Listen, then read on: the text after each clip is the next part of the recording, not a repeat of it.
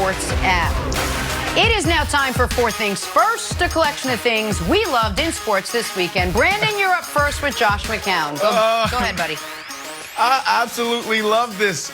My buddy, 41-year-old quarterback, Josh McCown, not quarterback, practice squad quarterback.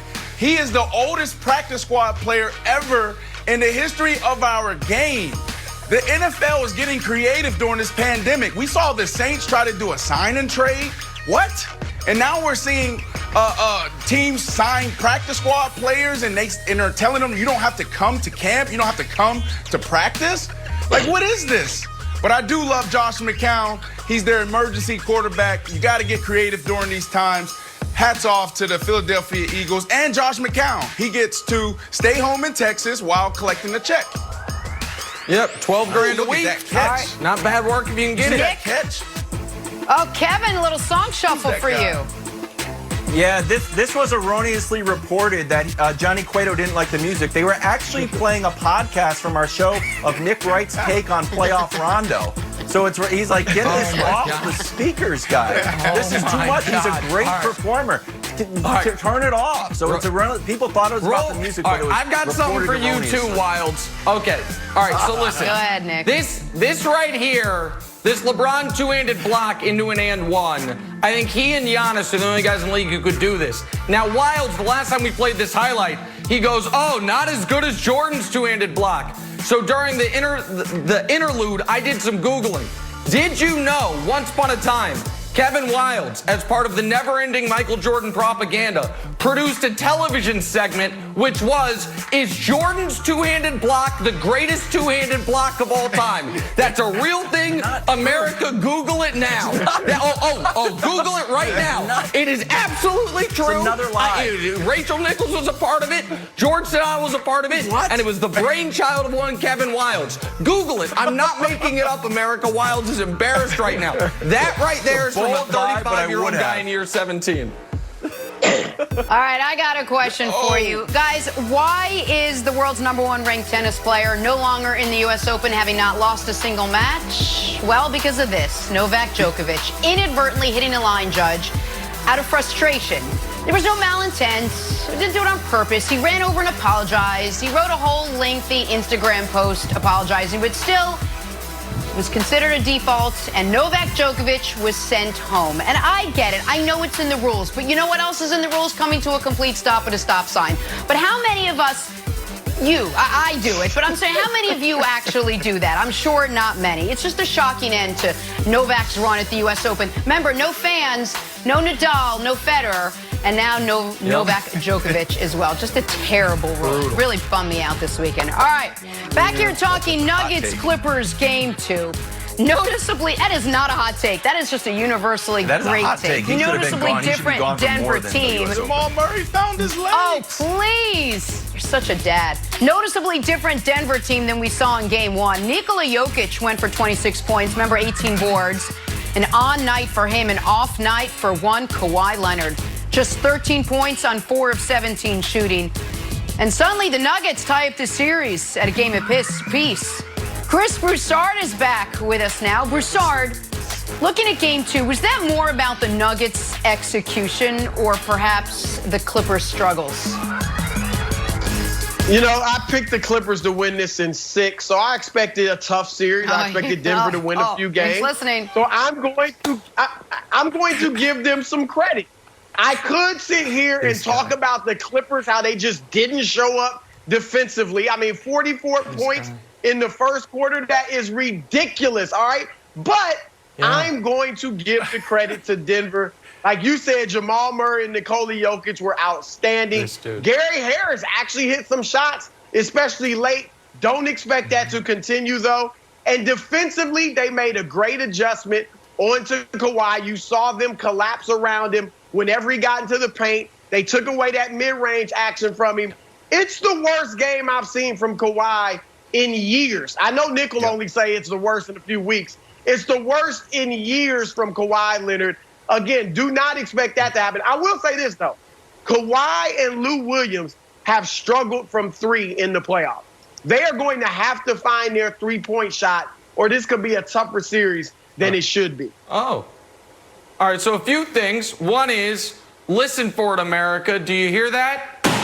That's Kawhi regressing towards the mean on those mid-range shots. God. You ain't going to shoot 80%. You're not going to shoot 80% as he was, 80% from 12 to 14 feet. That was bound to come down, and it came down in a harsh way. But if only there could have been someone with the foresight to say on Friday the Nuggets had the Clippers exactly where they wanted them. Overconfident. If only someone could have said the Clippers are an unbelievable front-running team. But if you show resistance, they have not shown the ability to respond well. Evidence of that. This stat will blow your mind. The Clippers have lost 17 of 19, including 11 in a row, if they go into the fourth quarter down 3 or more. If the Clippers don't crush you early, they have a really hard time. If you're like, wait, you want us to play 48 full minutes, like the first quarter and the last quarter? We didn't sign up for that. We didn't sign up to play 82 games. We didn't sign up to play full games. And so now we're in the playoffs, and all of a sudden, it's not a best of 7. It's a best of 5. And a little more variance can come into play. And Patrick Beverley doesn't seem to really be that playable right now in this series. And you're one little tweaked hamstring, one little twisted ankle away from, oh no, could we be in trouble? And the answer is, Broussard, because of exactly what you said. And they didn't come out ready to play in the first quarter. They could have, Brandon, put a chokehold on this series if they came out ready to play in the first quarter. They held the Nuggets to 38 second-half points. And in the first quarter, they didn't feel like playing. And now we've got a series because of it. And that, to me, is not what a champion does. But that's just my take. Well, Nick, I mean, it's a good take, but it really is, it's all about the Nuggets. There was 2 things that I wanted to pay attention to when this, going into game 1. One was Jokic. They have no answer for Jokic. This guy talked about, look, I don't have another gear. I'm slow. This is why I'm so smooth. Young players need to take note. It's called the hedgehog concept. The hedgehog concept is this. What are you the best in the world at? When you find it, that's what you stick to. Don't work on your weakness, work on your strength. And we're seeing Jokic work on the thing that makes him the best in the world. And then you had Jamal Murray was the second thing.